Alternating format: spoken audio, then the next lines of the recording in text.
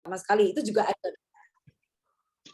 Tetapi biasanya hanya 1 juta dari 1 yang akan sangat sukses dan besar sekali, karena tetap pendidikan itu sangat penting untuk mendukung berwirausaha, gitu. Jadi kalau pendidikan dan wirausaha, pendidikan secara formal digabungkan dengan pendidikan kewirausahaan, hasilnya menurut saya akan sangat luar biasa, gitu. Sebagai contoh nih ya anak saya gitu, anak saya yang pertama itu kan udah SMA, dia selalu bilang pengen jadi dokter hewan gitu semenjak 2 tahun yang lalu. Saya dulu awalnya rada-rada skeptis gitu, dokter hewan nih nanti cuman ngawin ke sapi untuk bayaran pisang selirang gitu ya, saya bilang sama anak saya. Sampai setahun lebih, ternyata dia kekeh pengen jadi dokter hewan. Terus sampai dia tuh lama-lama maunya aku jadi apa? Oh ya enggak, saya bilang terserah kamu. Kalau memang itu passion kamu, kemudian saya dudukkan gitu. Kalau itu memang passion kamu boleh, kejarlah cita-cita, belajarlah, bekerja yang kamu happy dan Jadi gitu. dalam maju luhur sehingga tidak hanya PKBTS tapi HIMKA juga menjadi salah satu organisasi otonom. Mohon maaf, saya kira di mute ya. Adila Peri dan kawan-kawan. Mohon maaf, Saudara Junita. HIMKA ini besar, ya kan?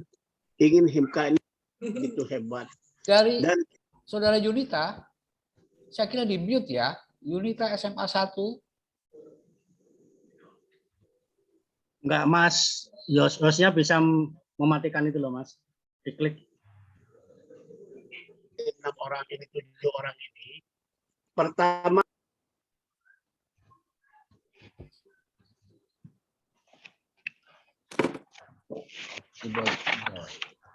Oke, Ibu Juni dipersilakan kembali. Mohon maaf, kayaknya ada gangguan ya. Mohon maaf. Oke.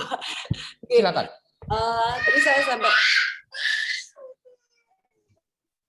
Tadi saya sampai memberi contoh tadi anak saya ya, dia pengen jadi dokter hewan gitu ya. Anak saya yang pertama ini perempuan. Tadi singkat kata kan akhirnya saya dudukkan, nggak apa-apa kalau mau ngejar passionnya, keinginannya, bekerjalah yang kamu tuh seneng atau bahagia. Cuman saya bilang kita juga harus realistis nih nak ya, di dokter hewan di Indonesia ini kalau hanya buka praktek biasa atau ikut di klinik sih hasilnya tidak akan seberapa gitu. Nah kebetulan kan anak saya ini suka masak, dia suka dandan. Akhirnya saya ajarin, oke, kalau kamu nanti mau jadi dokter hewan, kamu harus belajar, punya jiwa wirausaha. Supaya apa? Nggak sekedar kamu itu ikut kerja di klinik atau di rumah sakit hewan. Jadi kamu bisa buka klinik sendiri, kamu bisa bikin kafe untuk hewan-hewan, karena dia suka masak ya, bikin masakan, minuman. Nah, makanya sekarang saya dengan anak saya yang masih SMA ini, kita udah mulai bikin usaha nih, kita bikin namanya Clueless Boba. Itu murni 80% ya untuk resep dan lain-lainnya, itu anak saya yang SMA ini. Nah, ini bagian dari bagaimana saya berusaha memasukkan pendidikan kewirausahaan ke anak saya. Karena seperti yang tadi saya bilang, SD, SMP, SMA, kalau negeri itu tidak ada diarahkan untuk seperti itu. Makanya rata-rata kalau anak lulus SMA cari kerja atau misalnya kuliah sibuk cari kerja gitu. Nah, makanya saya bilang besok kamu kuliah sambil menciptakan lapangan pekerjaan. Itu yang saya bilang ke anak saya gitu. Makanya sebenarnya seharusnya kalau bisa usul gitu ya di jenjang baik dari SD, SMP atau SMA itu paling nggak ada lah mungkin misalnya SMP 3 tahun di kelas 1 atau di kelas 2 begitu nanti ada kelas wirausaha gitu. Jadi mereka diajari dari bagaimana memplanning memplanning otomatis research market gitu. Dari apa yang mau dijual, di mana menjualnya, kemudian berapa harga jualnya, cost produksinya, untungnya, mungkin di tahap awal. Kemudian mereka juga nanti belajar belanja atau ulaknya di mana, atau misalnya produksi ya produksi, mereka ada nanti kelas produksinya, kemudian sampai berjualan. Maaf ya, sampai mereka berjualan gitu. Berjualannya mungkin kalau sekarang mungkin di online bisa lewat Instagram mereka, atau juga berjualan langsung misalnya di pasar kaget, atau misalnya Sunday morning, atau di pasar-pasar tradisional, atau bahkan diajari door to door. Bagaimana diajari pre-order, misalnya kalau misalnya takut resikonya nggak laku, misalnya diajarin pre-order gitu. Sampai kemudian nanti mereka bisa, maaf ya, maaf. Maaf, Mas Carlito, kalau mau sebentar.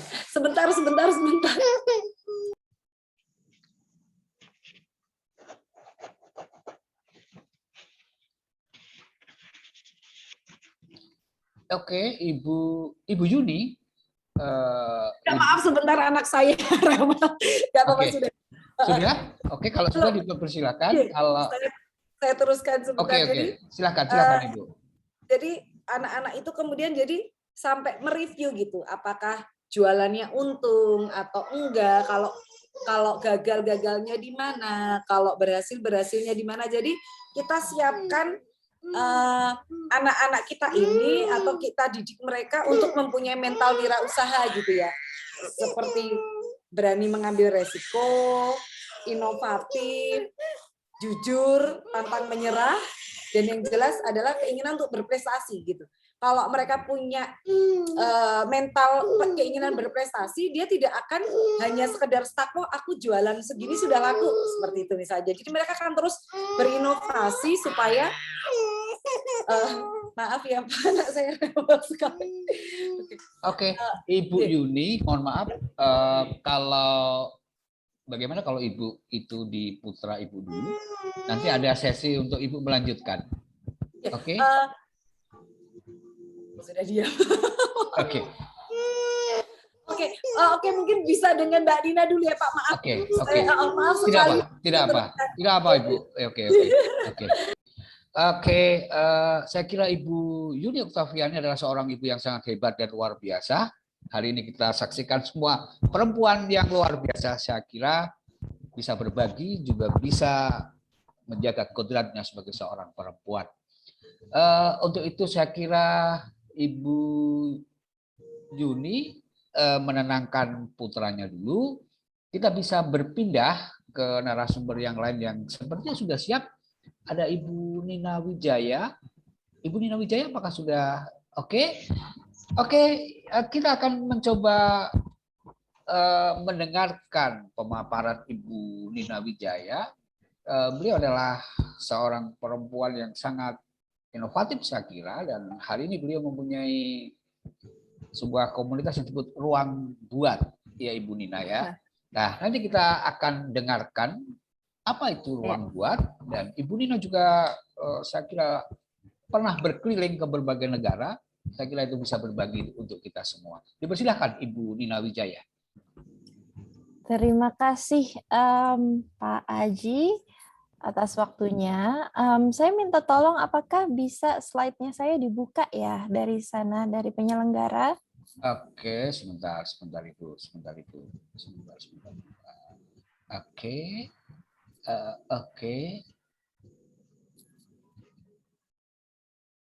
Oke.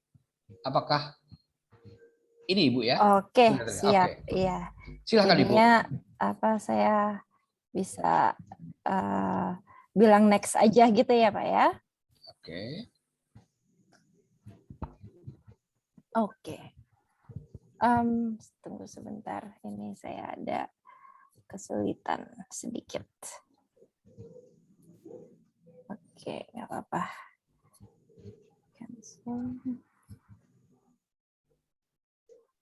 Ya, jadi selamat sore semuanya. Nama saya Nina Wijaya. Terima kasih atas ajakan dari redaksi untuk sharing sore ini.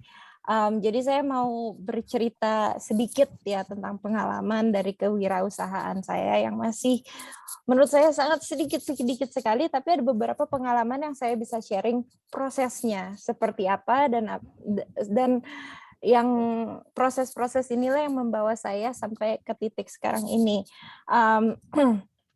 Juga saya akan sharing sedikit tentang apa yang pelajaran yang didapat, benang merahnya yang saya bisa tarik dari prosesnya sampai sekarang yang belum selesai sama sekali.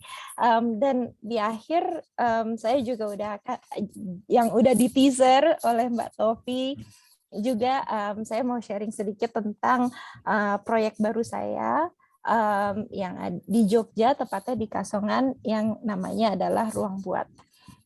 Jadi boleh ke slide selanjutnya. Oke, jadi kalau boleh cerita sedikit, slide nomor 2 dulu Pak. Saya pernah menjadi petani jamur di Peru. Slide sebelumnya ya Pak. Sebelumnya.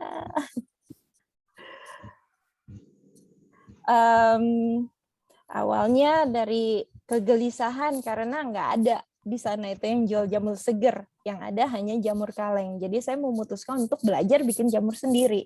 Setelah panen, ternyata banyak, saya bagikan ke tetangga, jual ke restoran, dan ini perlahan menjadi bisnis yang lumayan mensustain saya selama 2,5 tahun di Peru. Bahan bakunya itu gampang banget, sampah-sampah semuanya sebenarnya. Sisa panenan jagung, jadinya batang jagung, bonggol jagung, kita juga pakai kulit kacang. Pokoknya barang-barang yang biasa setelah panen itu dibakar oleh petani-petani di sana gitu ya, dan saya berhasil mengconvince beberapa dari mereka untuk mengarungkan sampahnya, saya beli gitu. Dan itu saya pakai menjadi media tanam jamur. Dan ini pun menjadi sarana pengerat hubungan dengan masyarakat lokal. Jadi dari mereka yang awalnya nggak tahu jamur itu apa, aneh banget, bentuknya alien banget, dan ternyata itu bisa dimakan, sampai mereka suka, sampai mereka ngirim anaknya untuk belajar jamur sama saya. Gitu. Bisa fast forward, bisa ke slide selanjutnya?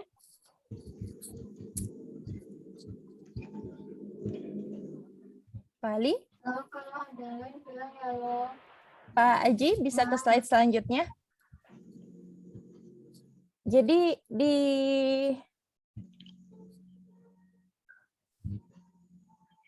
halo, Pak Aji? Oke, jadi fast forward ke setelah saya sampai di Yogyakarta, saya sebenarnya pembuat sabun dan udah bikin sabun untuk konsumsi sendiri sejak 2010 tanpa ada keinginan untuk berjualan. Tapi sejak pindah ke Indonesia dan ngelihat alamnya Indonesia, saya menyadari bahwa keanekaragaman di hutan Indonesia itu sangat kaya sekali, dan sayang jika itu tidak dieksplorasi dengan cara yang berkelanjutan, yang sustainable gitu. Dan jadi karena hobi saya adalah bikin sabun dan bahan baku sabun itu adalah minyak. Jadi minyak nabati, minyak hewani, tapi bukan minyak bumi ya. Jadi saya mulai fokus mencari jenis-jenis pohon yang ada di hutan asli gitu ya, bukan hutan yang ditanam, yang bijinya memproduksi minyak. Jadi kita bisa dapat hasil tanpa harus menebang pohon, tanpa harus libas hutan gitu. Dan pada saat itu bisa terjadi, saya berhubungan langsung dengan prosesornya, dengan petaninya, minyaknya yang saya dapatkan dari mereka, saya convert menjadi sabun Nusantara. Contohnya dari Sumatera itu ada cocoa butter, ada minyak keluak yang biasa keluak yang dipakai buat rawon, itu sebenarnya bisa juga jadi minyak dan itu bisa juga jadi sabun. Ada minyak tamanu yang sekarang lagi hype banget gitu. Nama kampungnya adalah minyak nyamplung. Di Jawa ada banyak sekali minyak kelapa, minyak miri. Begitu. Ada minyak intaran dari Bali, ada minyak kelor dari NTT, dan banyak lagi yang belum disebutkan atau belum didiscover juga gitu. gambar yang paling kanan. Kalau bisa ada yang bisa nebak, bagus banget. Tapi saya kasih tahu aja bocorannya, itu adalah tengkawang dari Kalimantan Barat. Pohonnya adalah pohon Shorea atau meranti yang sangat-sangat dekat erat hubungannya dengan suku Dayak. Bahasa keren ini Ilipe Butter. Di Eropa harganya udah mahal banget. Di Indonesia nggak ada yang tahu. Orang Indonesia yang ngerti nyarinya shea butter dari Afrika. Aneh banget ya kan? Padahal kita punya banyak banget di sini. Oke, jadi bisa ke slide selanjutnya.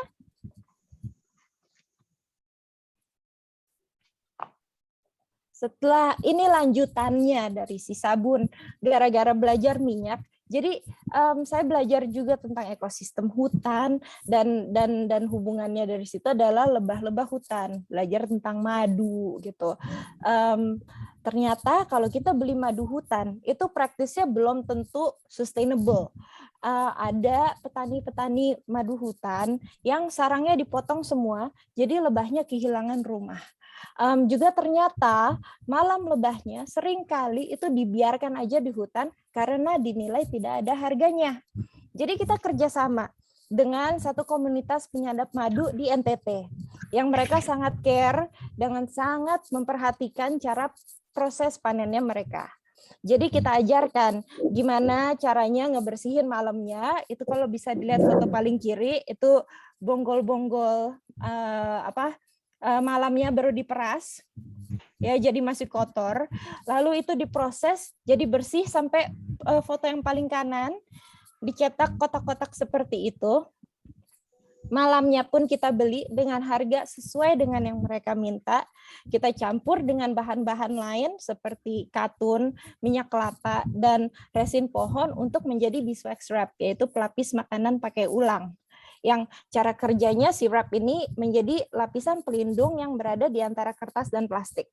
Jadi apapun yang dilindungi, contohnya sayur, potongan buah-buahan, itu tetap terjaga kelembapannya. Tidak cepat kering, juga bisa tetap bernafas. Jadi nggak kekekep kayak kekekep plastik gitu. Lalu jadi becek, busuk, dan harus dibuang. Jadi paling jeleknya kalau misalnya kita nyimpen jamur seger di dalam wrap ini, kalau kelupaan punya jamur di kulkas, itu jamurnya nggak jadi becek coklat terus dibuang, tapi paling jeleknya itu kita punya produk baru yaitu jamur kering, bukan jamur busuk yang mesti dibuang. Oke, silakan ke slide selanjutnya, Pak. Biasanya kalau saya cerita tentang pengalaman-pengalaman saya ini, salah satu pertanyaan favorit yang paling sering didapat adalah, Mbak sekolahnya apa sih gitu ya kan? Kayak Mbak Tofi juga bilang tadi, kita hal-hal kayak gini minimal banget deh di sekolah, hampir nggak ada. Mungkin kalau kayak sekolah-sekolah kejuruan baru ada gitu ya kan. Kalau dulu saya di universitas, kerjaan saya adalah riset.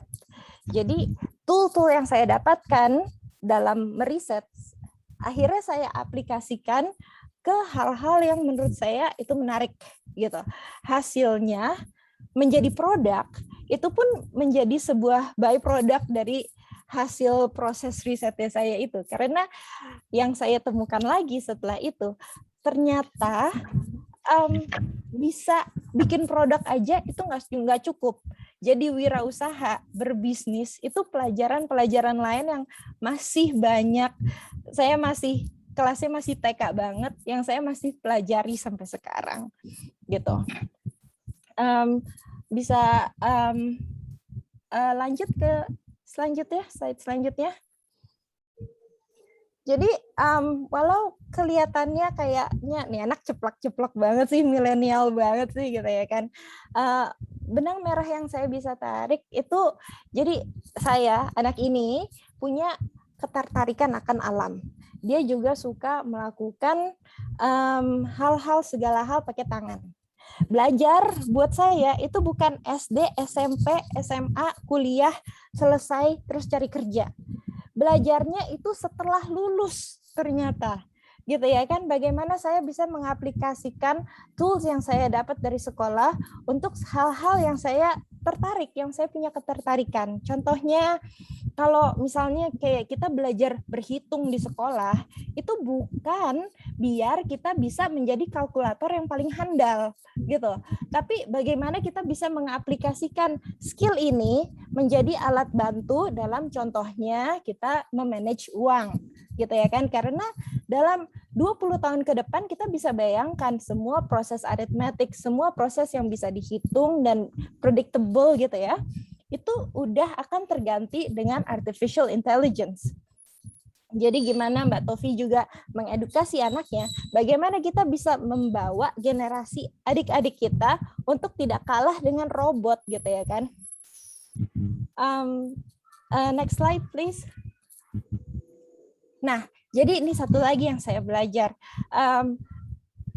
Kalau ada yang bilang tidak ada pertanyaan yang salah, tapi kita bisa belajar bertanya yang tepat.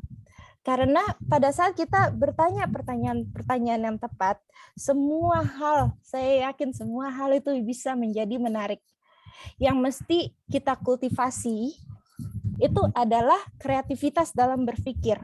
Bukan berlomba-lomba untuk cari ilmu.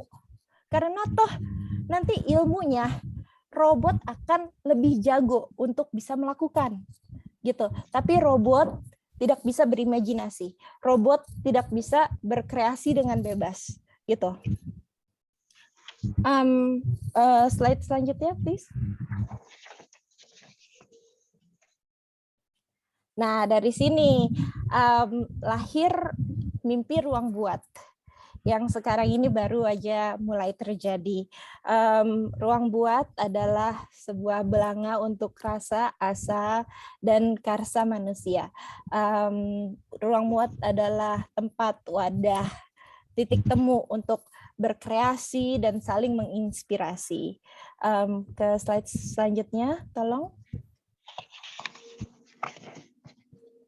Masalah yang saya sering hadapi pada saat ketemu orang-orang kreatif atau yang sejenis dengan saya, itu mereka mau berkreasi tapi nggak tahu mau mulai dari mana.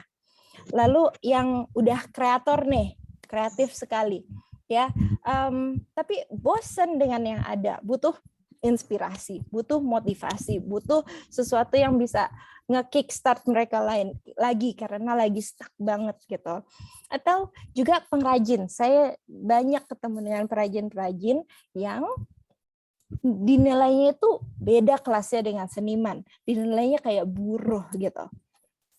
Padahal kalau kita lihat prosesnya perajin, ini kita bisa benar-benar cerita bicara tentang proses yang seumur hidup dilakukan sampai mereka bisa ngebenerin craft-nya sampai bikin satu gores itu, setiap goresan itu perfect. Itu adalah proses banget dengan fokus satu hal yang nggak kelar-kelar gitu ya kan.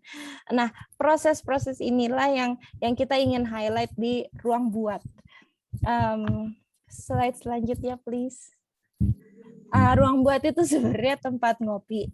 Tapi tempat ngopi yang menjadi titik temu untuk artisan, pembuat, hobiis. Orang-orang bisa datang untuk belajar. Orang-orang yang udah expert, yang nggak perlu belajar, quote unquote, itu bisa ketemu untuk berkolaborasi. Ini kita bisa jadi tempat untuk saling menginspirasi dan tempat yang kalau kita datang kita bisa mendapatkan inspirasi gitu, menghirup kayak udara baru gitulah. Please ke next slide. Kita ingin memicu kreasi dan kolaborasi seperti saya bilang. Otak kreatif ini kita mau bangun biar kita nggak jadi robot gitu ya kan. Kita bisa belajar dan menghargai proses itu kayak gimana dengan belajar langsung. Dan kita menurut saya ini sangat penting, kita bisa belajar bahwa kita bisa produktif tanpa laptop gitu. Kalau ada peribahasa guru kencing berdiri, murid kencing berlari, ruang buat mimpinya adalah kita mau menjadi wadah buat pengajaran itu terjadi. Orang bisa belajar apalah gitu.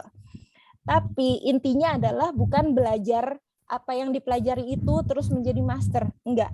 Tapi orang yang belajar akan terpacu untuk berkreasi lebih lagi dengan ilmu yang didapat dan membawanya ke level yang lebih tinggi, yang kayak mind blowing gitu, kayak nggak tahu itu datangnya dari mana gitu. Nah, bentuknya kayak gimana? Silahkan mampir. Kita baru mulai banget, ada workshop keramik, ada workshop sabun, kita ngerosting kopi sendiri. Selalu ada orang-orang menarik yang main-main ke ruang buat. Dan inget juga kayak apa? Semua orang akan menarik saat kita bisa bertanya the right question, pertanyaan-pertanyaan yang benar gitu kan. Kita bisa selalu belajar hal baru dari orang lain pada saat kita bertanya yang benar gitu. Oke, next. Oke. Cukup sudah. Nama saya Nina Wijaya dan terima kasih atas waktu yang sudah diberikan. Selamat malam.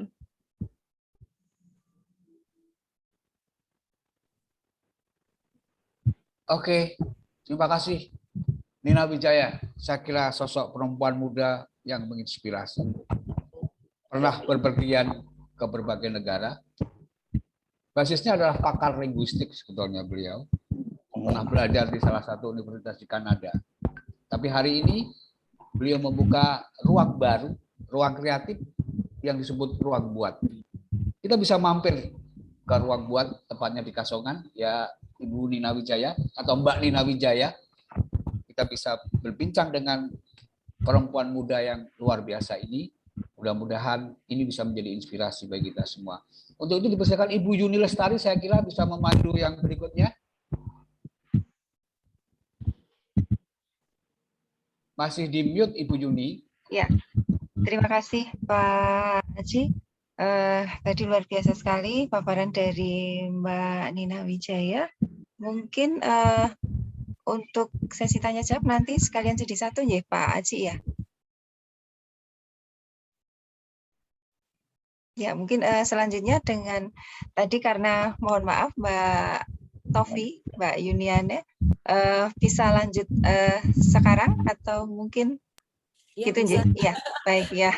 Oke, silakan lanjut Mbak Yuniana. Maaf untuk gangguannya, biasa anak saya masih 2 tahun. Oke, jadi saya mungkin mau melanjutkan, nggak banyak sih. Jadi pendidikan, jadi bagaimana kewirausahaan itu harusnya dimasukkan ke dalam sistem kependidikan kita gitu, karena kita terutama tadi membicarakan tentang perempuan ya, ternyata di diskusi ini kalau perempuan itu, kita masih hidup di Indonesia, kita ngomongin di Indonesia, di Pulau Jawa terutama, tetap biasanya laki-laki yang sebagai kepala rumah tangga, walaupun sekarang emansipasi sudah sangat luar biasa, tetapi masih banyak kita temukan itu banyak perempuan yang apabila ditinggal suaminya baik meninggal ataupun bercerai atau musibah lainnya, kemudian menjadi kaget, kemudian menjadi, atau mereka di tengah-tengah KDRT dan segala macamnya, mereka tidak berani untuk berpisah, kemudian menjadi tidak bahagia hanya demi anak, karena mereka tidak punya kayak life support gitu ya. Nah, kalau ketika pendidikan tentang kewirausahaan ini ada ditanamkan sejak dini, ataupun sekarang mungkin banyak ya kalau di kelurahan banyak yang memberikan pelatihan-pelatihan, itu cukup luar biasa. Apabila perempuan-perempuan ini diberikan bekal, insya Allah mereka tidak akan kaget gitu ketika misalnya suami meninggalkan dengan alasan apapun gitu ya. Setidaknya, apalagi biasanya ini anak-anak ikut ibunya nih ya kebanyakan. Mereka sambil mengasuh anaknya mungkin bisa, yang otomatis rata-rata ibu-ibu itu bisa masak gitu ya. Oh, bisa bikin cemilan, dijual di sekolahan, dijual ke tetangga. Nah, apabila pendidikan yang tadi saya bilang di depan kayak diajari bagaimana memplanning, bagaimana menghitung harga jual, bagaimana memproduksi sampai bagaimana menjualnya, bagaimana ngajarin Kak Isin dodolan door to door, yang nggak punya modal seperti saya bilang tadi dengan pre-order gitu ya, atau kalau sekarang itu sudah dunianya online, menjadi reseller seperti itu kan kalau kita sudah terbiasa dari kecil dikenalkan setidaknya, itu tidak menjadi sesuatu yang susah. Karena saya juga kadang heran karena kebetulan keluarga saya itu pengusaha ya, walaupun hanya kecil-kecilan, tapi saya memang hidup di keluarga entrepreneur gitu, sekecil apapun itu. Kadang saya juga kaget gitu kalau ada teman, itu caranya dodolan gitu, nggak bisa, mereka sama sekali nggak ngerti gitu, karena mereka mungkin kebiasaannya adalah ibunya dosen, pegawai negeri, jadi mereka sudah terbiasa. Makanya kan kita bilang lingkungan itu pasti membentuk kita. Nah, kenapa enggak di sistem pendidikan kita ini itu disisipkan? Bagaimana kita bisa mengolah mungkin kayak Mbak Dina gitu ya. Tadi kan Mbak Dina bilang passionnya itu di research, di alam. Tapi Mbak Dina baru memikirkan untuk menjual itu setelah lulus gitu. Karena itu tadi dia tidak ada bekal pendidikan dari dasarnya. Coba kalau kayak macam saya gitu, kayak anak saya aja dia pintar masak, ayo wes kita beli gitu. Akhirnya anak saya ini sekarang baru kelas 2 SMA ya. Itu kita, terus anak saya dengan saya sudah membuat jualan outlet Pules Boba. Nah, Pules Boba sendiri aja sekarang udah hampir mau ada 6 cabang. Ini walaupun memang kalau operasional tetap ya masih saya 70% dengan staff, tetapi di situ bagaimana saya bilang ini loh, kalau kamu punya keahlian ini, saya ajarin dari planning awal semua dia terlibat gitu, bisa menjadikan sesuatu. Oh, kalau ada outlet, salah satu outlet yang turun omsetnya, apa yang harus dilakukan? Kan kita tiap minggu minimal sebulan sekali, pasti dia ikut seminggu sekali untuk ikut meeting gitu.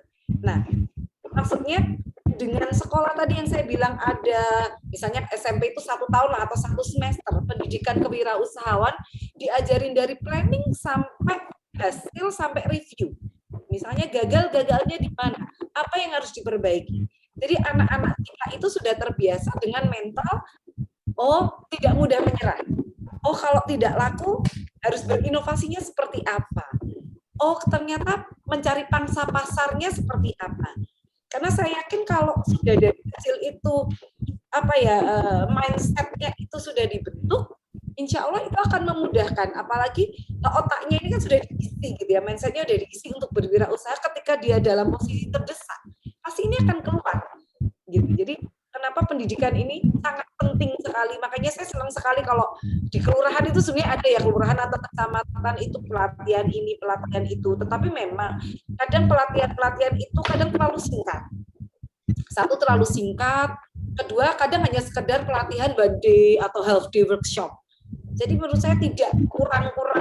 Jadi harusnya berkesinambungan. Walaupun sebenarnya programnya bagus ya, sampai ada pendanaan segala macam, tetapi akhirnya pendanaannya ini ya sekedar pendanaan kemudian sudah. Jadi program pemerintah pun tuh menurut saya berkesinambungannya kurang. Nanti kalau ganti wali kota, ganti presiden, hilang gitu. Jadi planningnya kurang. Nah, itu juga terlihat dari pendidikan pun tidak ada yang memplanning seperti itu. Ya kan misalnya di desa yang kebanyakan petani.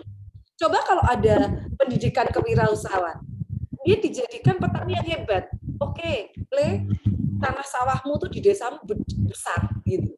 Jadi tidak hanya sekedar diajarin jadi petani bagaimana membuat padi yang bagus subur, tetapi bagaimana caranya untuk mengkat tengkulak, pengijon gitu. Bagaimana caranya kalau mereka bisa diajari untuk memarket. Apalagi sekarang dengan online ya, coba jual ini. Oh nanti kalau sebelum panen sudah woro-woro 2 minggu lagi akan ada panen cabai. PO bisa kita antar per hari ini.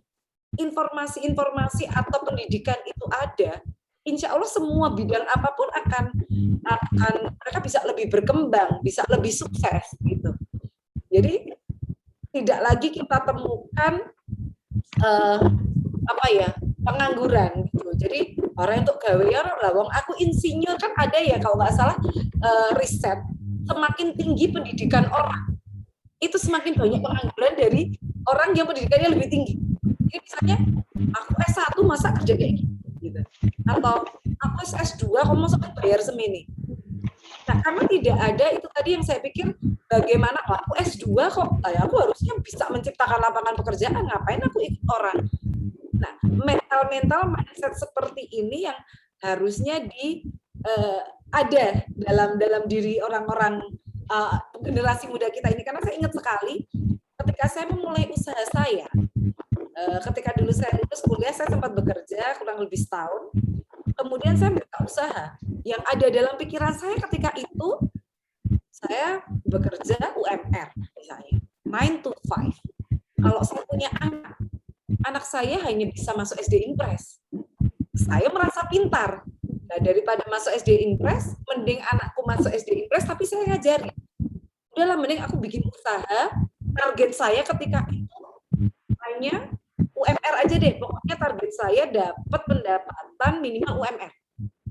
Tapi kan karena ada jiwa wirausaha itu ditanamkan untuk lebih inovatif, kemudian untuk lebih berprestasi, kan jadi mengupgrade. Oh, aku nggak mau hanya segini saja. Aku nggak mau anakku hanya di SD Impres. Aku maunya anakku di SD swasta yang bagus. Karena salah satunya itu tadi, saya nggak melihat pendidikan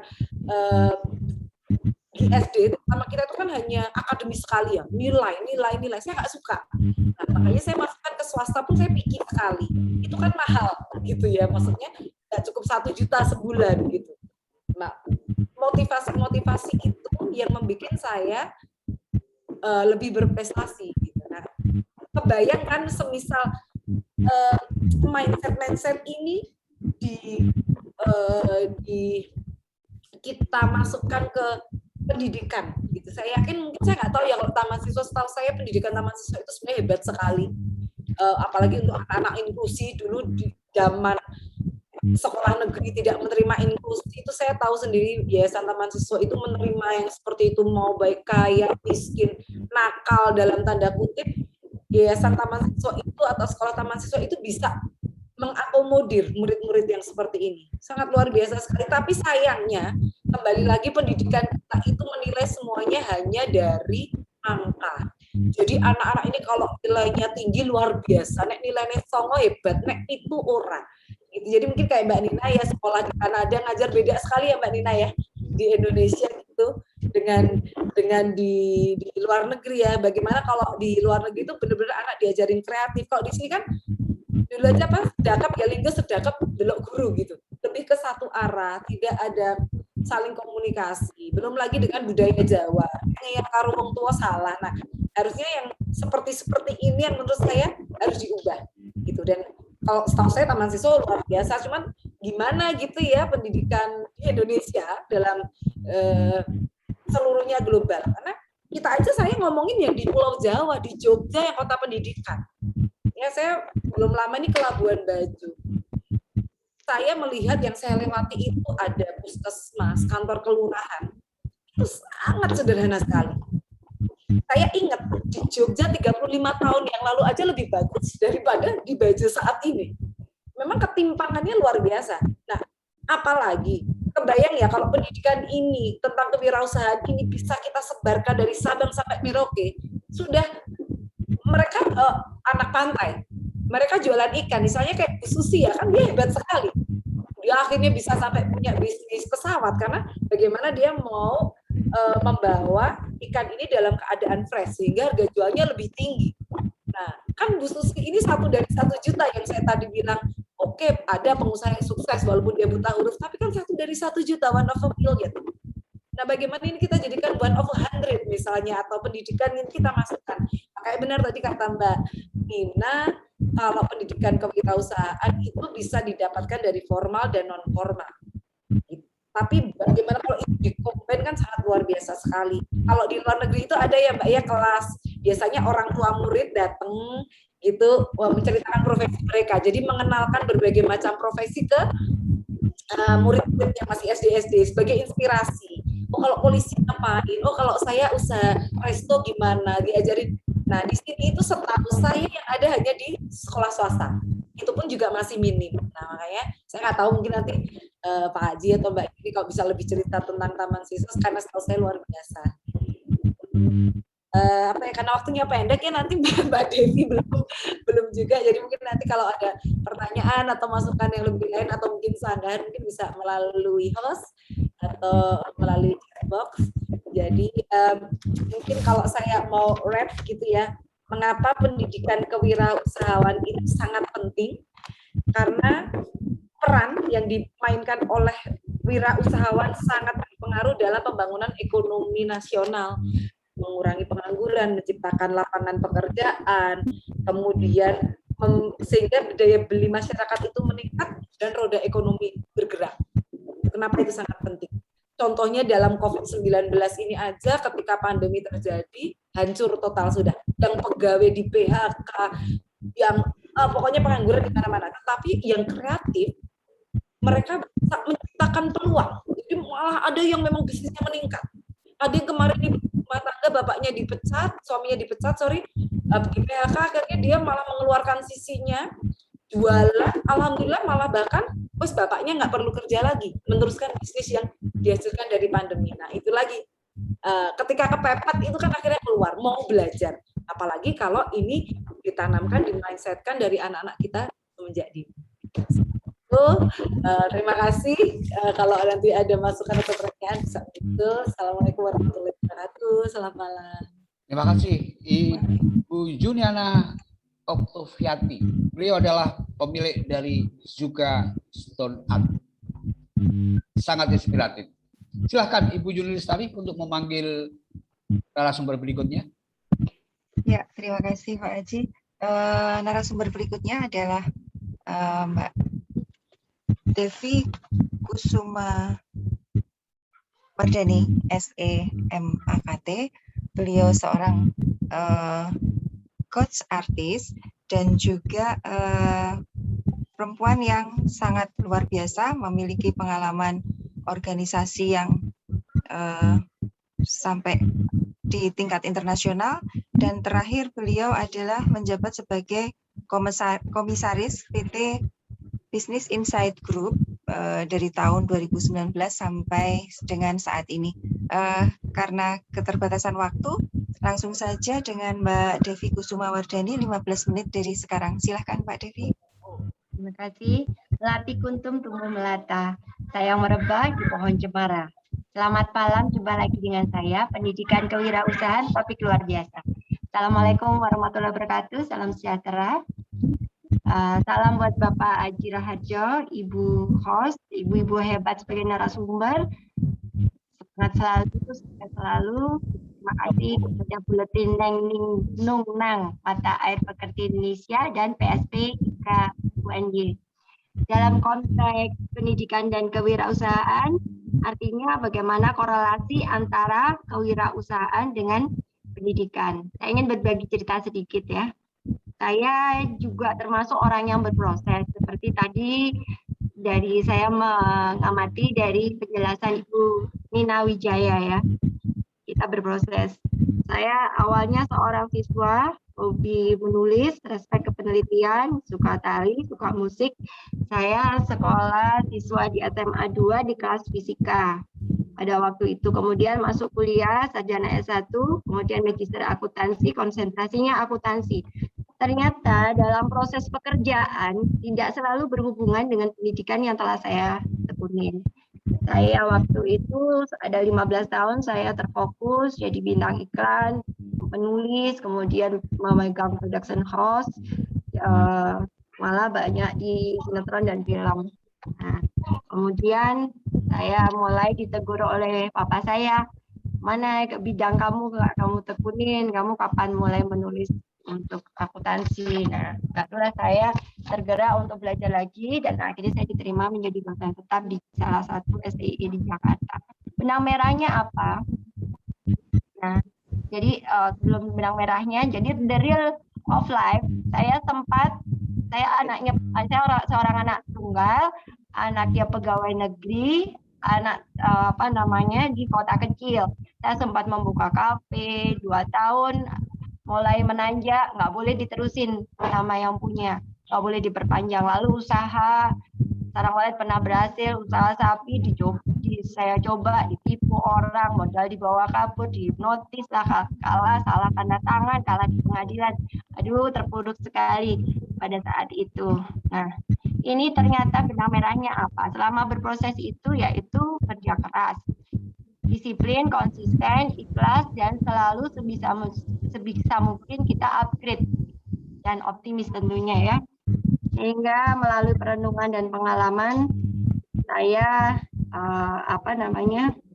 saya menyimpulkan bahwa kita itu harus mempunyai jiwa berani risk taker, berani menghadapi risiko, juga mempunyai jiwa mental yang kita bangun resiliensi, artinya kita bisa adaptasi terhadap segala kemungkinan. Itu ya, karena kita coba tinjau dari the real of life di negara ini, paradigma orang tua yang masih tradisional di mana-mana ya, di Jogja, di Jawa Timur, di Sumatera, ternyata beliau-beliau ini menginginkan anaknya aman-aman saja dan dengan kepastian pangan, sandang, gaji, bisa liburan, rumah tangga tenang, uang, tabungan, dan pensiun. Makanya mereka selalu tanya, kerjanya yang punya pensiun ya nak, di masa tua biar aman. Seperti itu, sehingga masalah risk taker tidak dipunyai oleh sebagian masyarakat Indonesia, itu ya. Dan ada juga Indonesia, masyarakat suka membahas orang-orang sukses, hanya mereka mengagumi orang sukses tanpa mengerti bagaimana seberapa lama kelenturan mereka menerima kegagalan, karena keberhasilan itu kan tidak mudah diambil. Itu. Ini kan kita menyangkut, karena saya wakil ketua umum peneliti, kita akan meninjau korelasi kewirausahaan dengan pendidikan itu, dan ini adalah mengenang dari Taman Siswa ya, dari Ki Hajar Dewantoro. Ki Hajar Dewantoro sebenarnya sudah memberi inspirasi bagi kita tentang trilogi pendidikan Ki Hajar Dewantoro. Pertama, Ing Ngarso Sung Tulodo adalah keteladanan bagi pamong atau guru. Kedua, Ing Matio Mangun Karso, di mana pamong guru harus bersikap sabar serta kekeluargaan. Lalu Tuturi Handayani, di mana pamong guru harus mendorong dan mengembangkan kemampuan siswanya untuk berprestasi. Trilogi ini terwujud apabila sekolah dapat diciptakan suasana tertib dan damai di lingkungan dan membentuk siswa yang merdeka mampu berdiri sendiri. Nah, pamong ini mengimplementasikan fungsi trilogi pendidikan dengan cara mengembangkan potensi krodati anak. Kalau zaman sekarang istilahnya passion, ya. Hal ini ternyata dikembangkan oleh Bapak Menteri Mendikbud, yaitu Pak Nadiem Makarim. Mereka mempunyai prinsip Merdeka Belajar, Kampus Merdeka, yang sebenarnya telah dicanangkan oleh dasar-dasar orang tua kita, Ki Hajar Dewantoro, seperti itu. Nah, di dunia sedang dilanda pandemi COVID-19. Dampak pandemi ini cukup luas bagi ekonomi dan kehidupan bangsa Indonesia.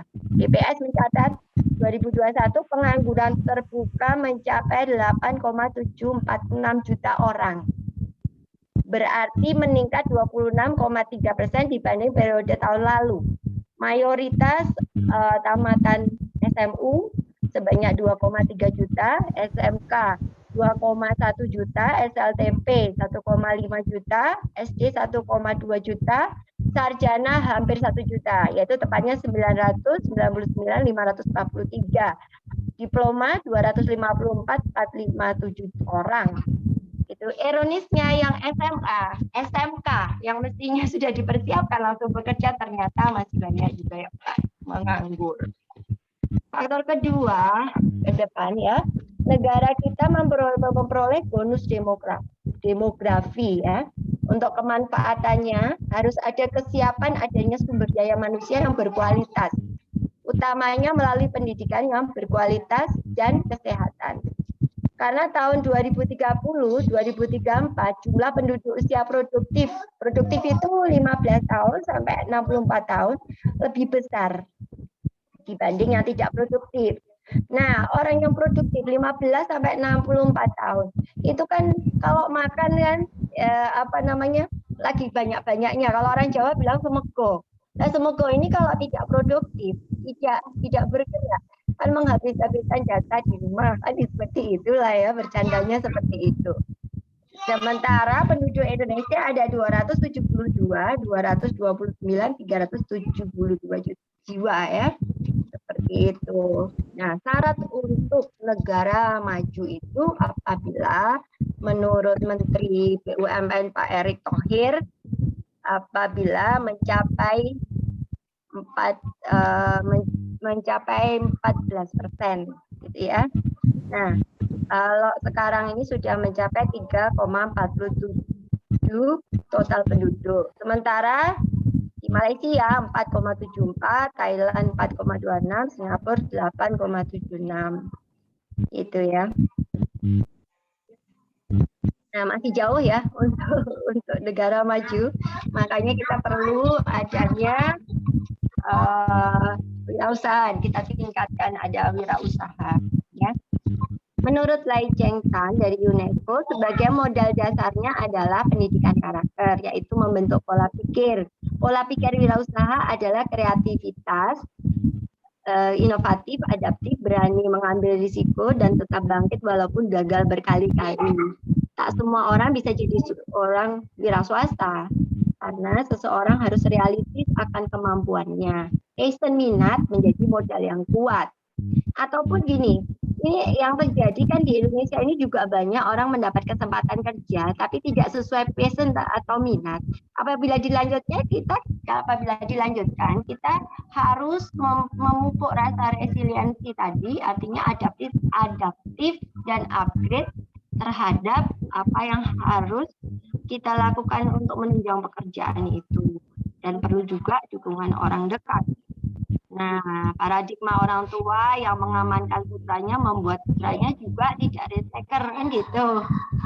Nah, Rektor Universitas Ciputra Tony Antonio juga mengatakan pola pikir faktor utamanya menjalankan usaha. Mengubah pola pikir, kata dia, cukup sulit. Dengan rendahnya kreativitas dan inovasi yang masih melekat di setiap aspek kehidupan bangsa Indonesia adalah merupakan salah satu penghambatnya. Nah, ini ada beberapa penelitian dari teman-teman saya peneliti yang memang yang beliau peneliti ini kan memberi kontribusi untuk kebijakan pemerintah. Antara lain menyimpulkan ini untuk melihat korelasi enggak sebetulnya pendidikan itu dengan kewirausahaan. Variabel pendidikan kewirausahaan dan peran sikap berwirausaha berpengaruh terhadap intensi berwirausaha yang dimediasi oleh sikap berwirausaha. Kedua, pendidikan kewirausahaan dan pelaksanaan kegiatan bisnis center berpengaruh secara simultan maupun parsial terhadap minat wirausaha siswa maupun mahasiswa. Nah, ini hasil penelitian ya. Yang bisnis center tadi, beberapa kampus, termasuk kampus yang saya menjadi dosen tetap di sana, ada inkubator bisnis karena kita pancing dari dosen-dosennya mendirikan inkubator bisnis, maka menumbuhkan minat dari mahasiswa yang hanya minta uang ke mamanya, ternyata dia punya inovasi menciptakan masakan-masakan yang dijual di kampus, kemudian menciptakan pembuatan jamur dan sebagainya. Kebetulan saya termasuk yang membimbing di situ. Yang ketiga, faktor pendukung pertumbuhan kewirausahaan di suatu negara dipengaruhi oleh peran universitas melalui penyelenggaraan pendidikan kewirausahaan. Hal ini berdampak merubah paradigma berpikir mahasiswa, berubah marak mahasiswa berwirausaha terjadi pada beberapa kampus karena personal atribut dan personal environment. Jadi gini, pertumbuhan kewirausahaan dipengaruhi oleh peran serta pendidikan. Ternyata korelasi pendidikan itu penting sekali. Hanya yang terjadi dari kebijakan pemerintah yang ada banyak sekali ya, sudah ada untuk meningkatkan SDM, ada pelatihan dan sebagainya. Yang saya amati dan kami amati ternyata hanya cangkangnya, tidak sampai selnya.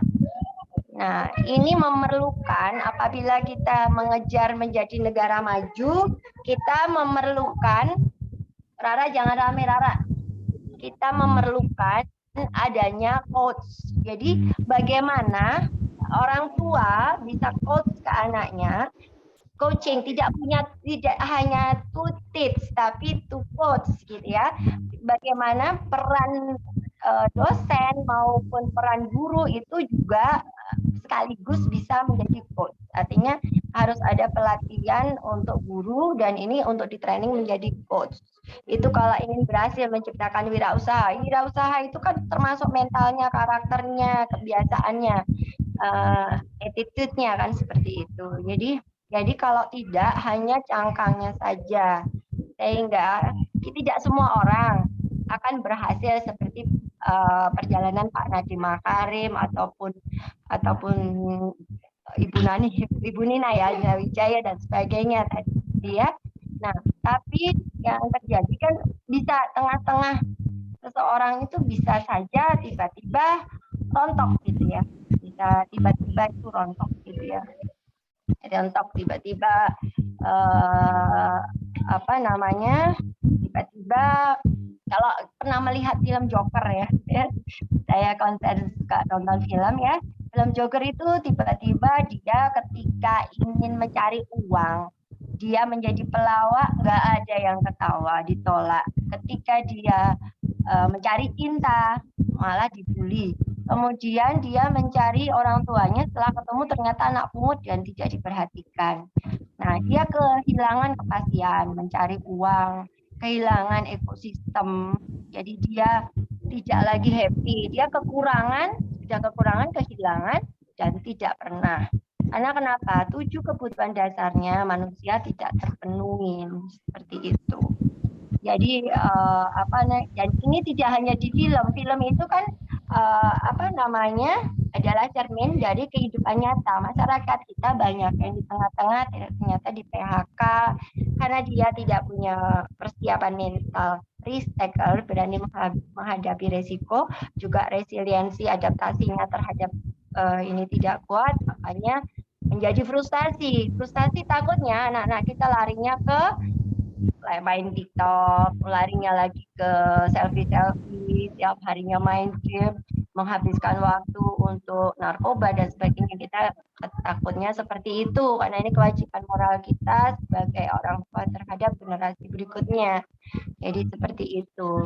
Jadi mungkin juga menurut saya itu ya, dari pengalaman saya, manusia kan kebanyakan di negara kita kan hanya mencari kepastian ya, kepastian sandang, kepastian pangan, papan, uang, tabungan, lalu ingin liburan, lalu ingin ini meningkat lagi, ingin eksis, ingin diperhatikan, ingin dicintai, ingin dimuliakan. Setelah dapat semua, tetap hampa. Kemudian ada lagi yang di tengah-tengah tiba-tiba habis, tiba-tiba kena fitnah, Instagramnya diblok, Facebooknya diblok, tidak dihargai lagi sama orang.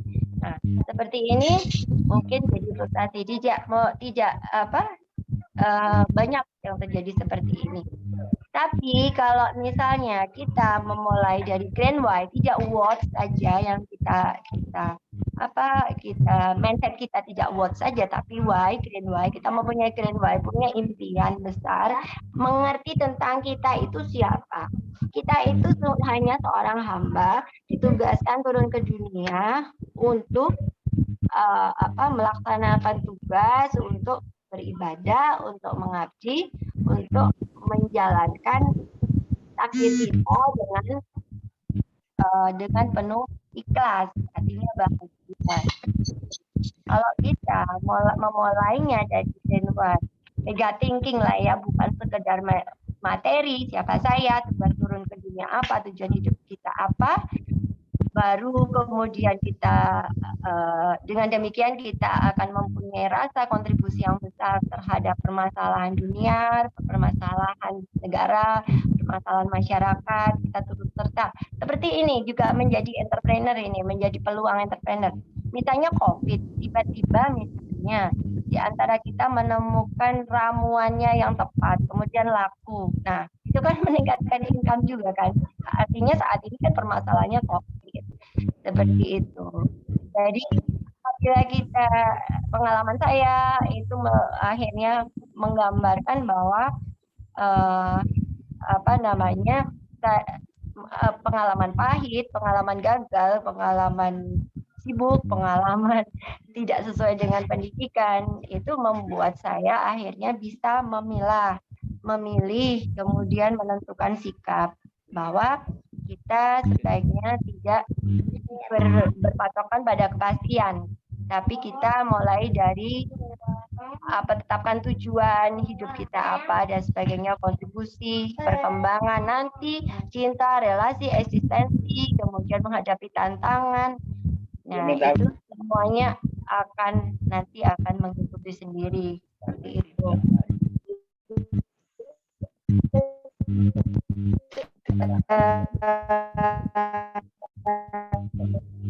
Dari tadi pendidikan itu sangat dan tugas pemerintah itu harusnya membuat kurikulum yang dapat menciptakan budaya manusia yang kecil. Nah, ini tidak bisa tercapai kalau kita tidak merangkul, pemerintah tidak sosialisasi atau merangkul kepada institusi terkecil yaitu keluarga. Artinya sosialisasi ke ibu-ibunya supaya merubah paradigma seperti itu.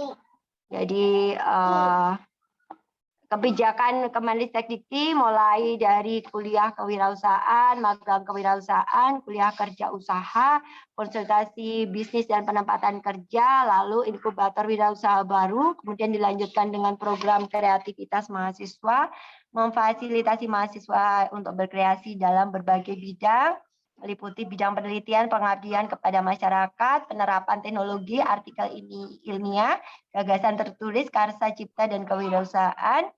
Itu telah diupayakan oleh pemerintah untuk menciptakan minat menjadi wirausaha.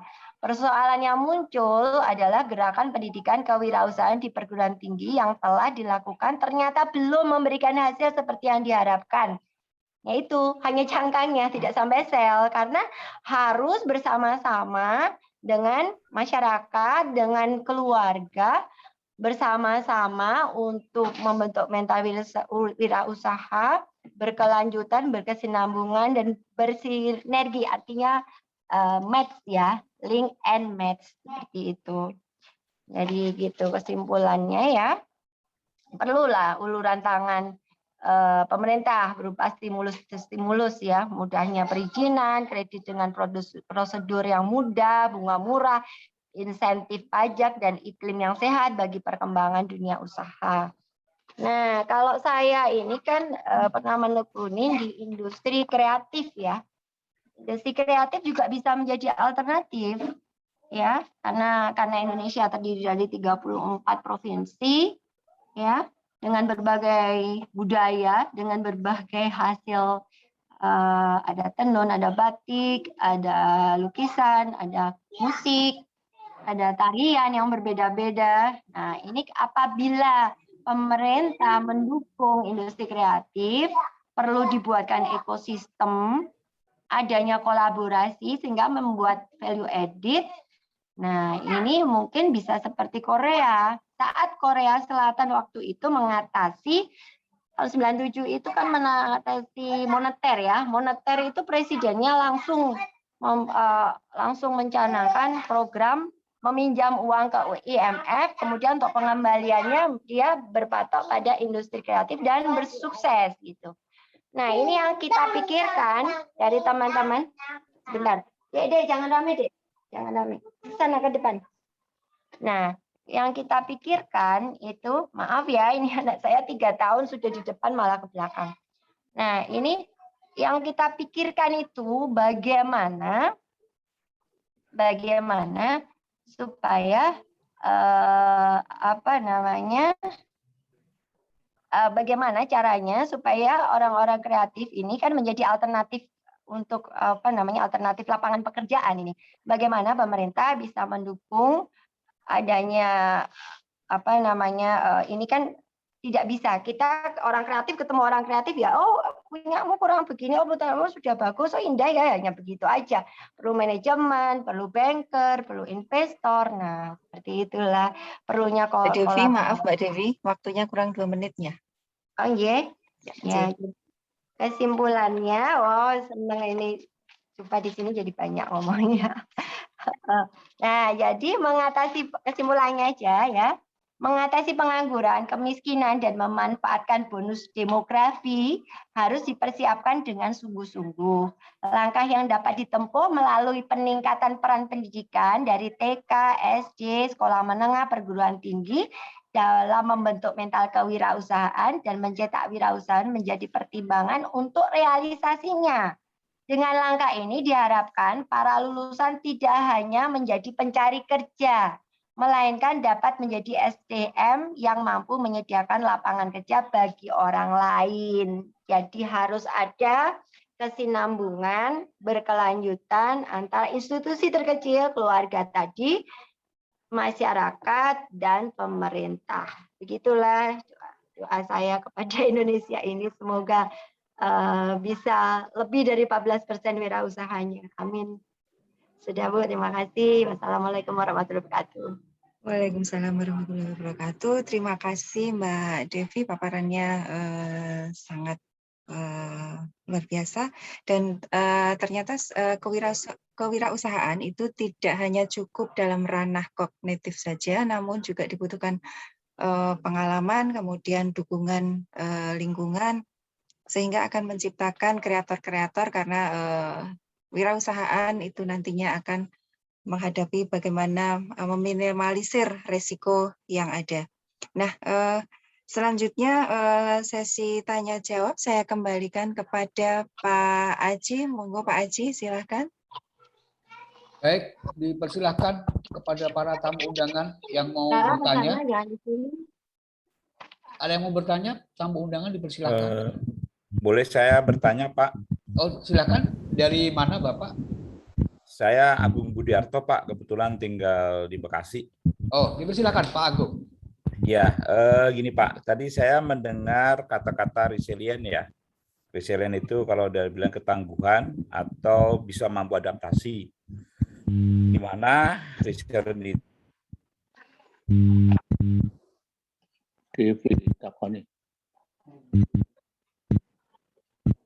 dan belajar dari hal-hal yang baik. Nah, kebetulan yang terjadi pada insan-insan ataupun SDM yang ada di Indonesia ini, kebanyakan mereka belajar dari kesalahan sehingga tidak terjadi inovasi, gitu ya. Karena dia melihat bahwa sebuah kesalahan harus dibenahi dengan muncul sini, padahal ada 90% itu dari keberhasilan. Nah, ini bagaimana Bu menciptakan bahwa orang ini harus melakukan belajar juga dari keberhasilan. Karena banyak hal-hal yang orang itu tahu, aduh saya salah, saya harus membenahi yang salah saja. Berarti kan hanya tidak berinovasi, hanya membenahi yang salah. Gitu aja Bu, kira-kira dari saya. Ini dari Erik Hunagel yang pernah saya dalami di situ. Makasih. Baik, Pak Agung, untuk siapa pertanyaannya?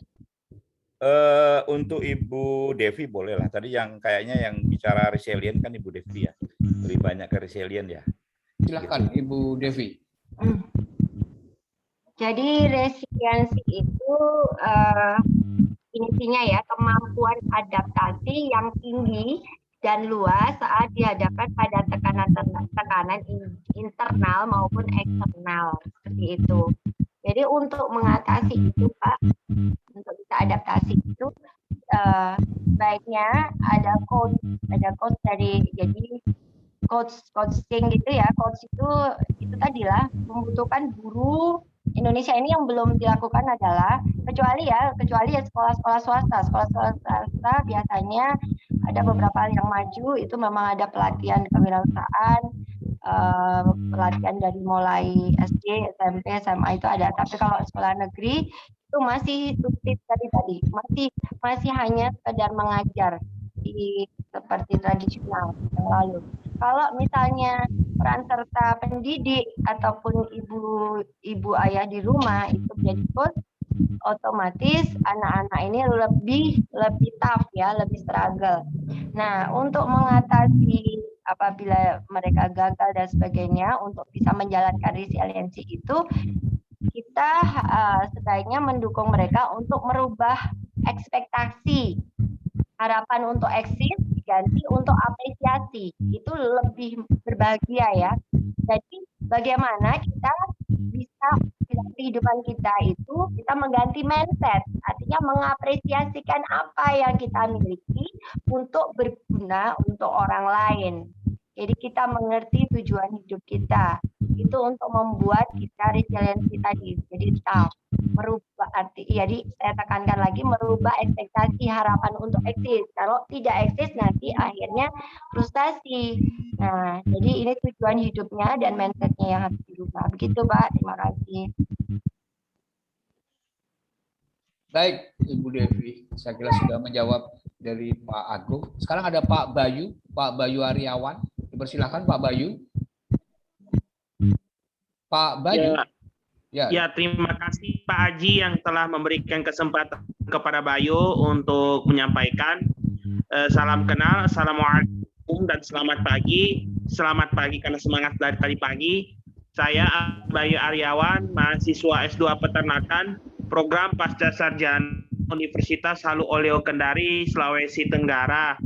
Mohon izin hormat, yang terhormat Bu Devi Kusmuwardani, yang terhormat Bu Nina Wijaya, dan yang terhormat Bu Yuniana Oktoviati, yang terhormat Pak Haji Raharjo, dan yang terhormat Bu Yuni Lestari. Mohon izin bertanya kepada Bu Nina Wijaya.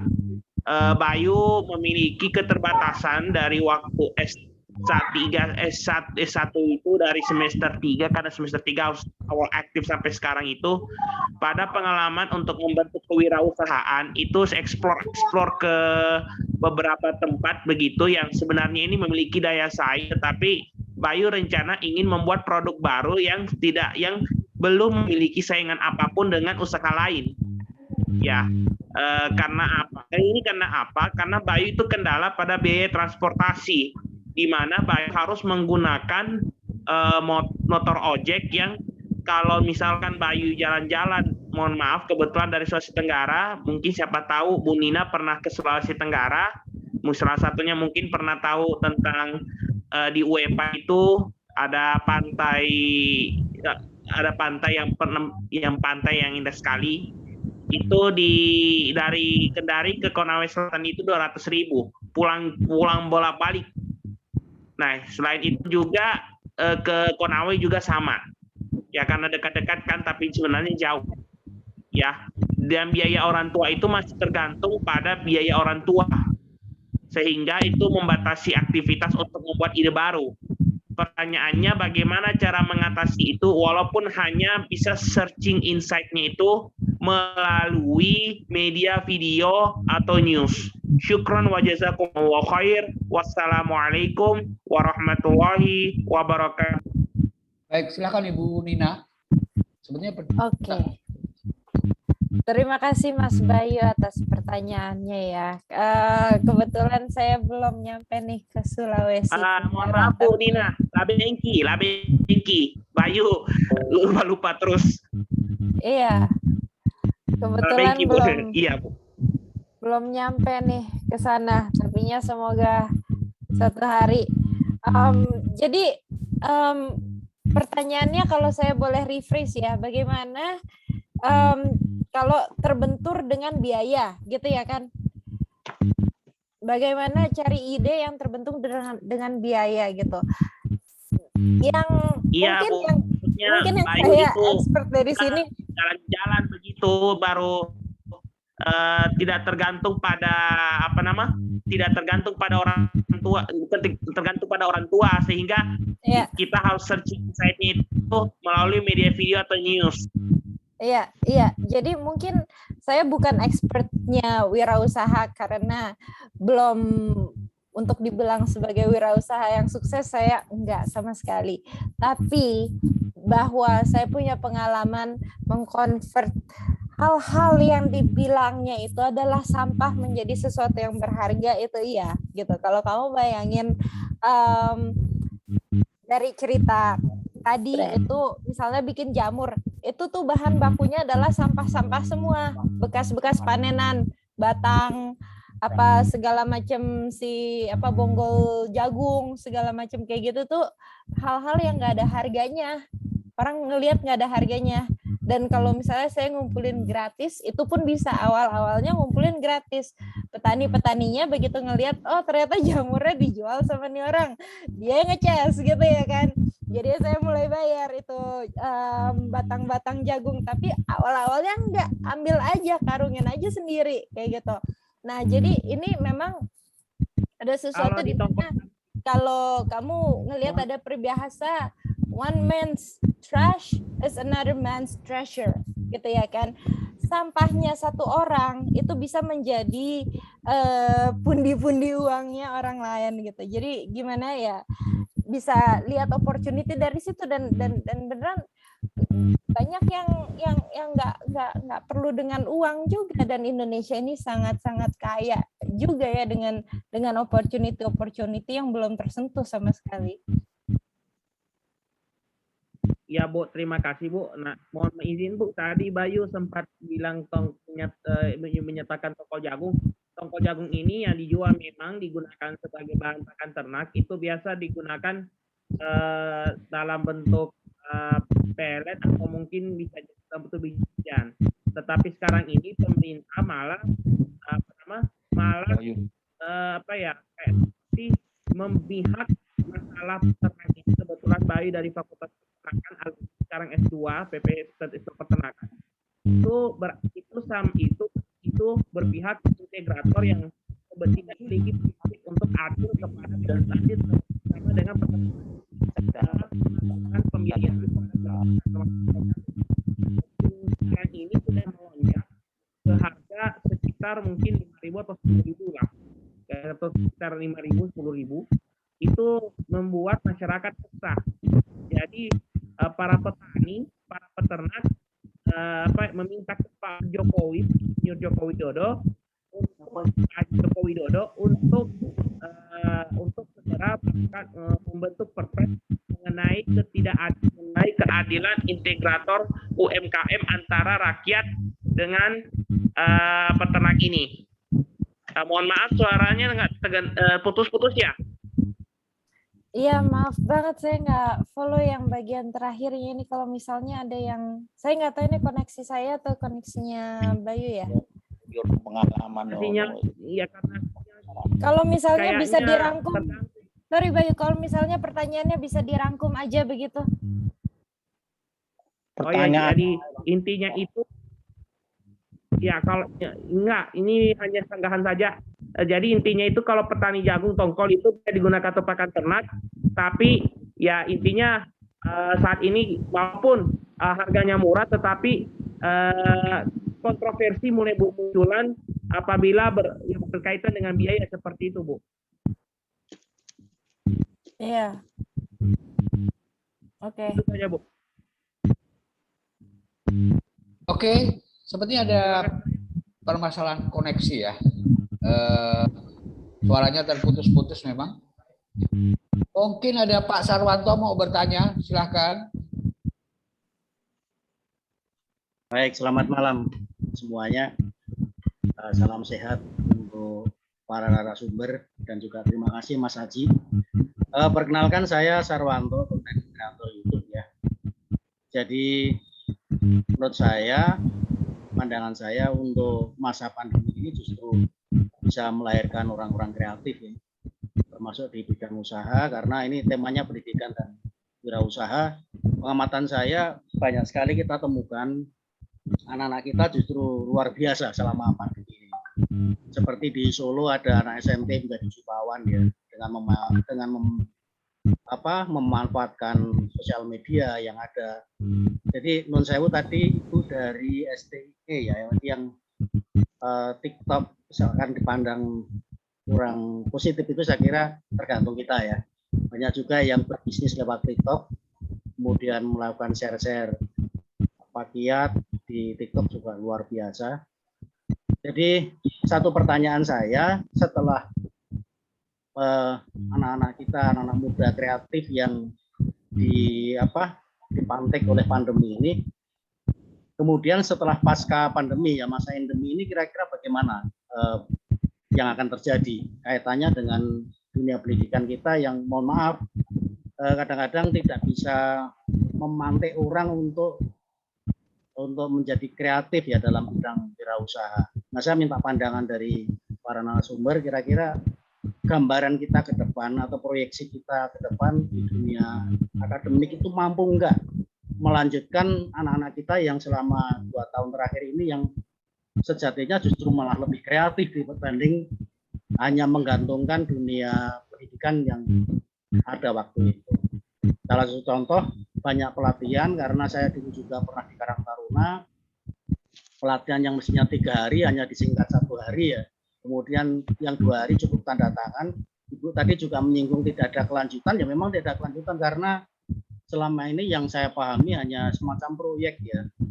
Pelatihan-pelatihan yang dilakukan oleh pemerintah, oleh lembaga birokrasi itu hanya proyek-proyek saja, dan saya kok pesimis akan berpikir outputnya yang positif buat masyarakat. Saya kira itu, mohon maaf kalau ada yang kurang berkenan, saya kembalikan ke Pak Mas Haji. Matur nuwun. Baik, terima kasih Mas Sarwanto bertanya kira-kira pasca pandemi apa yang akan terjadi. Ini pertanyaan untuk ketiga narasumber. Saya kira dimulai dari Ibu Juliana Oktoviati. Apakah masih ada? Ibu, ya. Oke, silakan Ibu.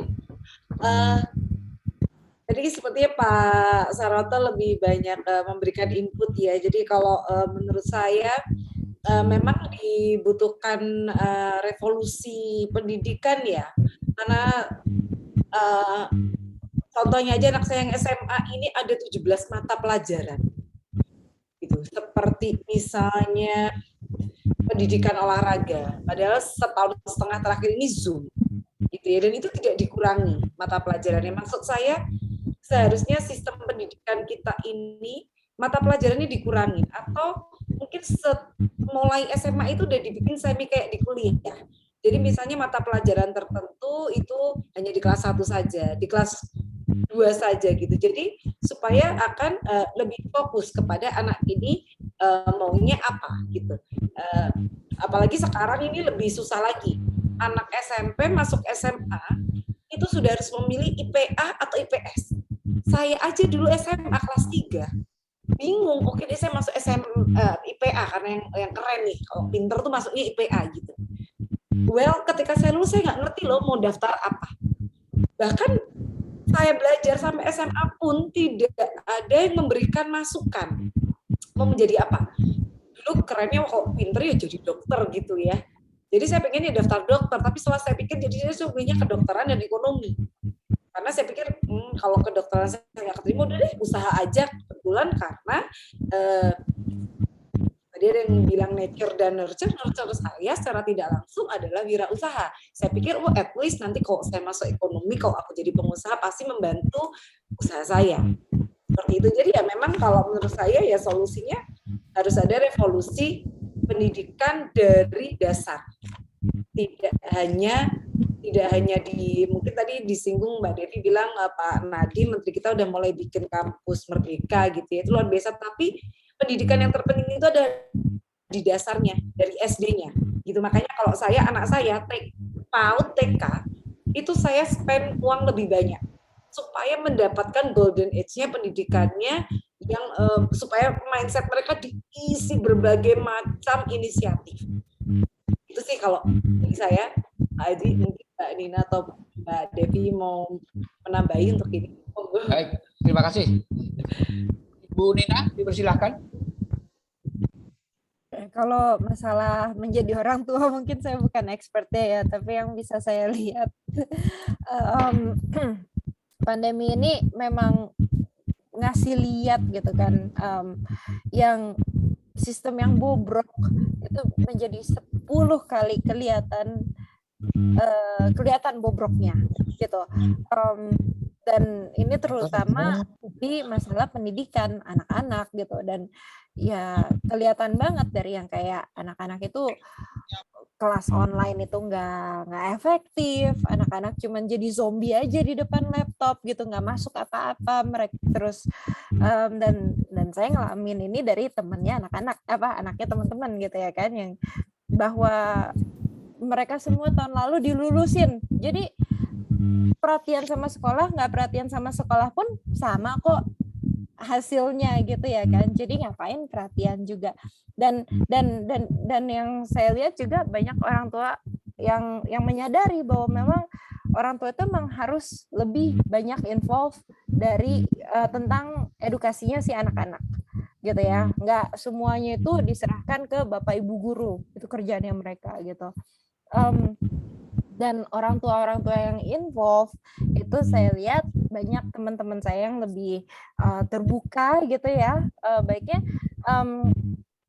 dan mereka sangat mendorong anak-anaknya untuk mendalami hal-hal yang mereka memang punya ketertarikan. Jadi ada temen yang anaknya sebenarnya suka musik gitu, terusnya ya udah digenjot aja main musiknya sampai terusnya ikut-ikutan lomba tahun ini, terus sudah menang masuk rekor apa gitu. Itu kan jadi sesuatu yang keren banget, dan itu adalah accomplishment yang real gitu loh untuk anak-anaknya gitu.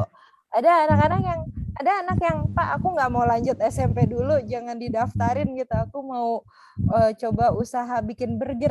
Ya udah, dan terus dia jadi ngeriset tentang HPP, riset tentang apa resep bikin sambal yang enak, macam-macam sambal dia bikin, dan orang tuanya pun sangat nyaman dengan anaknya putus dari SD nggak SMP dulu untuk tahun ini. Ya karena ada hal-hal pendidikan yang mungkin untuk sekarang nggak formal juga nggak apa-apa gitu. Mungkin itu yang saya bisa tambahkan. Terima kasih Ibu Nina Wijaya. Untuk Ibu Devi Kusumawardhani, dipersilahkan. Iya, kalau saya sih ya, untuk kondisi Indonesia ini, kalau kaum milenial ini kan kaum muda yang ingin diapresiasi, ingin dihargai. Baiknya orang tua, lingkungan maupun pemerintah ini bisa melakukan gali intelektualnya, keterampilan, kebisaannya, jadi mereka supaya bisa upgrade. Kemudian korek emosionalnya, bagaimana passionnya di mana, didukung tapi tidak dimudahkan. Dia dilatih. Misalnya begini ya, misalnya aja, ketika dia punya tugas dari sekolahan untuk menjual suatu produknya dia, misalnya di sekolahan itu disuruh kalian praktek masak, praktek karya apa, gitu, kemudian kalian jual. Bagaimana, kan dari sekolah itu tujuannya supaya mereka gagal maupun sukses bukan itu yang ini, tapi bagaimana mereka punya tanggung jawab, mempunyai tugas untuk bagaimana dia bisa mempresentasikan apa yang dia punya untuk mencari modal untuk ngelobi orang tuanya. Pura-puranya orang tuanya ini investornya, dalam dunia nyata kan investor. Bagaimana? Nah, itu orang tua jangan langsung memudahkan. Dikasih, saya butuh 500, dikasih 500.000, jangan begitu. Sebaiknya orang tua mulai, aku akan memberimu kalau kamu bisa lobby aku dengan baik. Jadi melatih dia untuk presentasi nantinya dalam dunia di lapangan, ketika tidak ada orang tuanya, dia sudah bisa mempresentasikan idenya. Karena kita ini kan dalam keseharian kita sebetulnya kita punya ide-ide dan gagasan, tapi akan terwujud apabila kita mampu presentasi. Dan kalau di dunia nyata kan, Bapak tahu sendiri kan, investor kita harus punya 3 minutes. 3 minutes pertama, the first 3 minutes yang pertama itu yang penting sekali. Karena investor tidak banyak waktu. Bagaimana kalau itu goal, ya sudah jalan, kalau enggak ya tertolak gitu. Itu kalau terbiasa dari presentasi dengan tidak pegang orang memberikan uang, tapi dia presentasi, kemudian setelah karyanya itu dia menciptakan karyanya itu dari uangnya orang tua atau tanda kutip latihan menjadi tanggung jawab pada investor tadi, dia mempertanggungjawabkan ketika gagal maupun sukses, mempertanggungjawabkan orang tuanya, itu latihan. Artinya ini gali intelektual, keterampilan, jadi dia membuat karya tadi, korek emosionalnya itu tadi ya, cara melatihnya, dan emosionalnya dia ingin jadi apa dan sebagainya, kita dorong, kita dukung, kemudian spiritualnya dimunculkan. Tanpa spiritual, kita nggak punya free why, itu nanti orang akan patah ya, orang tidak selalu sukses, bisa di tengah botol sampah nanti hidupnya. Kalau dia sudah punya grand why, mulai punya impian, punya tahu seperti apa, maka akan bahagia. Terima kasih. Oke, baik. Menjadi pengusaha, saya kira adalah pilihan. Tapi beberapa riset mengatakan negara-negara yang maju adalah negara di mana sektor swasta atau sisi entrepreneurship dari warga negaranya besar, persentasenya lebih besar, itu menunjukkan negara akan maju. Nah, hari ini ketiga pembicara telah menyampaikan pemaparannya, dan saya kira setuju bahwa ketika narasumber menyatakan entrepreneurship atau kewirausahaan menjadi penting untuk mendukung majunya sebuah negara. Dengan segala hormat, panitia mengucapkan terima kasih kepada Ibu Nina Wijaya, terima kasih kepada Ibu Yuniana Oktoviati, dan kepada Ibu Devi Kusumawardani. Mudah-mudahan apa yang kita pikirkan, apa yang kita gagas hari ini bisa memberi wawasan bagi kita semua. Sekali lagi, untuk negara tercinta Indonesia. Saya, Aji Pamuji, mewakili Ibu Juni Lestari. Mohon maaf apabila dalam menyampaikan, mengantarkan Bapak Ibu, narasumber, dan tamu ada banyak kata yang kurang berkenan. Sukses untuk kita semua. Salam sehat. Assalamualaikum warahmatullahi wabarakatuh. Terima kasih. Waalaikumsalam warahmatullahi wabarakatuh. Warahmatullahi wabarakatuh. Terima kasih untuk semuanya yang telah hadir. Semoga amal kita malam ini menjadi sesuatu yang sangat berharga untuk kemajuan pendidikan kewirausahaan di Indonesia. Negara maju, UMKM kuat, dan kita bersama menjadi sejahtera. Terima kasih, ketemu lagi tanggal 28 September masih dalam tema yang sama, perempuan-perempuan inspiratif. Nanti bersama narasumber Francisca, Risa Putri, dan Budi Putri. Kalau nggak salah saya, masih gitu ya, ada 3 narasumber yang perempuan-perempuan muda yang luar biasa, yang menginspirasi banyak untuk generasi milenial. Terima kasih. Mohon maaf Pak, Putri Utia. Mohon maaf Pak, Putri Utia.